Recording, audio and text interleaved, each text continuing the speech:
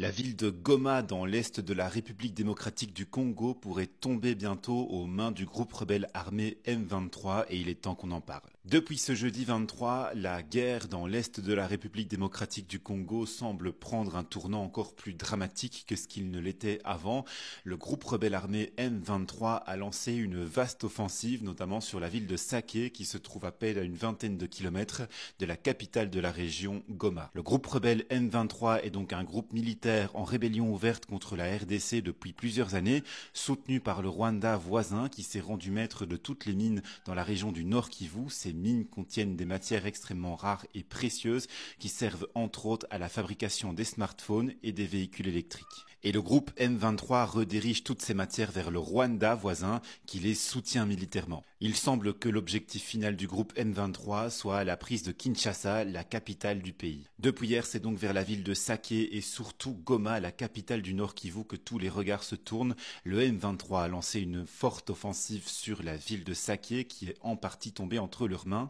Et donc, la ville de Goma pourrait suivre juste après. Face à l'urgence, les USA, la France, le Royaume-Uni appellent tous leurs ressortissants à quitter immédiatement la région et le président Félix Tshisekedi a demandé une réunion d'urgence du Conseil de sécurité de l'ONU. En attendant, pour la population civile, la situation semble de plus en plus dramatique et il va falloir surveiller tout ça.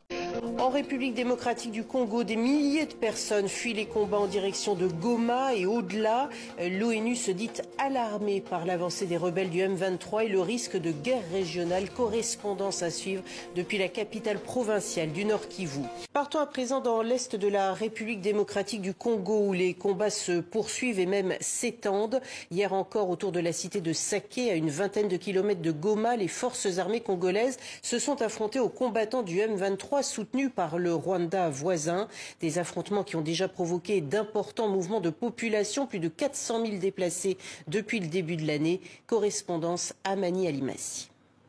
Jusque ce vendredi matin, l'armée congolaise tente de contenir la progression des rebelles du M23 à Goma, la capitale de la province du Nord Kivu. Les lignes de front bougent dans tous les sens. Des détonations se font toujours entendre du côté des collines qui surplombent la cité de Sake où, selon les informations à ma possession, l'armée congolaise, appuyée par les jeunes patriotes, les Wazalendo, a lancé un assaut pour récupérer la cité de Sake qui constitue jusqu'ici le dernier rempart sécuritaire avant la prise de la ville de Goma. Alors ce matin, la ville de Goma s'est réveillée fébrilement. Les écoles n'ont pas ouvert leurs portes. La circulation n'est pas comme à l'accoutumée.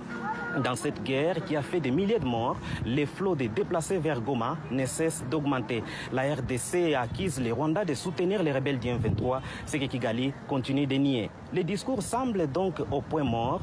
La semaine dernière, le président Tshisekedi et son homologue rwandais Paul Kagame se sont affrontés dans une escalade verbale autour de la situation sécuritaire dans l'est de la RDC.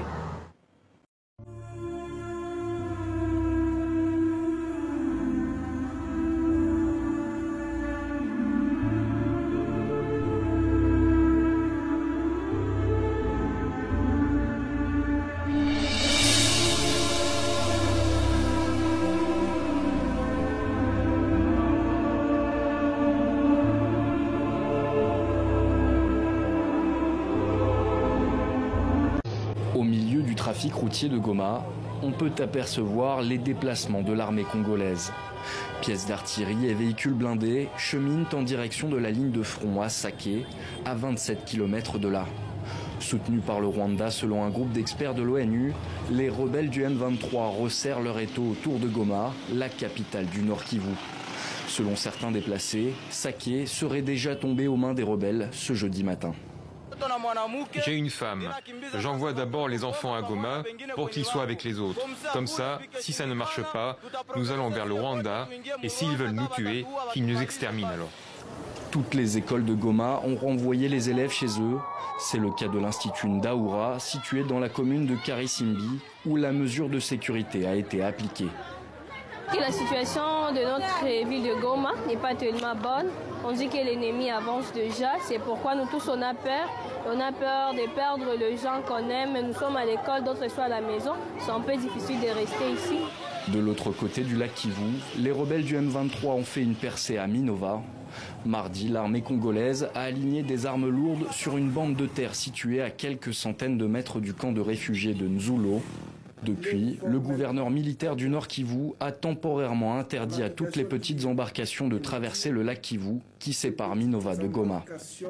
Le gouverneur du Sud Kivu appelle la population à résister et annonce une réplique de l'armée congolaise d'une extrême violence. Nos forces de défense et de sécurité sont à pied d'œuvre et vont lancer des opérations nécessaires pour récupérer l'intégrité de notre province.